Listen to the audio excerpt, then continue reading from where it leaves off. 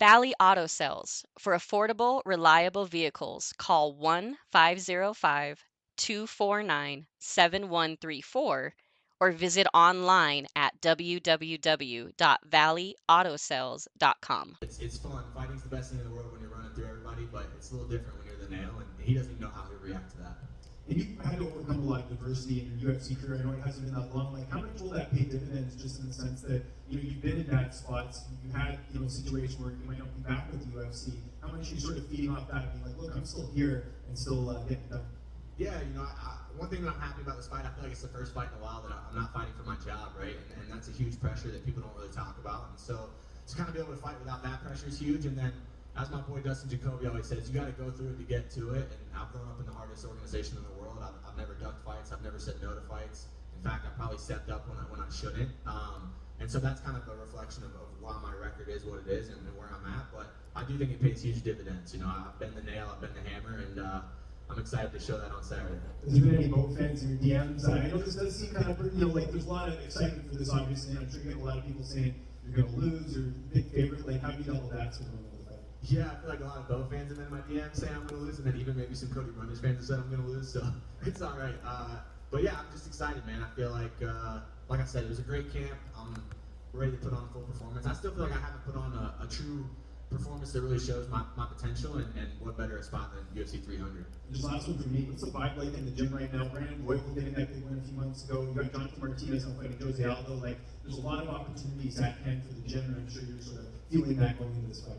Yeah, Factory X is a special place. I feel like sometimes a lot of these big gyms with a lot of UFC fighters are just buildings, and then you have your own separate team in there, and you figure it out. Factory X is in that way. Our culture is we're a family, and so yeah, a lot of excitement for everybody, a lot of excitement for my boys, my teammates. We're all pretty close, and they're all blowing me up this week, telling me to get it started. So I'm excited for it.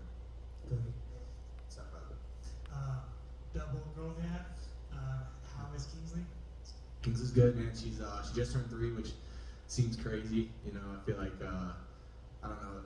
I think it's corny. Like, people always say time flies, but when you have kids, it really flies. And so yeah, she's 3. My youngest will be 1 soon. So it's been great though.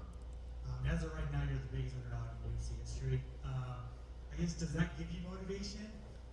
I don't know if it gives me motivation. I think it's kind of funny. I talked to some of my teammates, like Rob Wilkinson, he's a PFL champion. I talked to Anthony Smith. I'm like, you think if I got booked to fight you tomorrow, you would be a bigger favorite than Bo Nickal? They're like, probably not. So I think, sometimes the odds are what they are, but sometimes I feel like it's just more a narrative of what people think. Because at the end of the day, Bo Nickal's never been hit. So for him to be that kind of favorite, it just seems insane to me. Obviously, I'm a little biased, but seems pretty wild. I know people think he's like the second coming of Jesus Christ in MMA, but I just don't see it. Thanks, man. Yeah, no problem. Hey, Cody. What's up?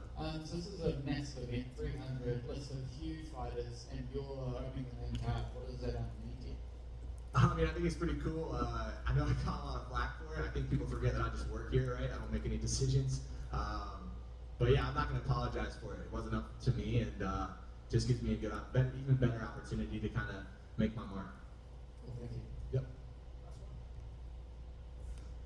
Cody, Bo has 5 first-round finishes. There's not a lot to study. So in your preparation for this fight, what was the keys for focusing on you to be your best, because there's not too much to focus on Bo?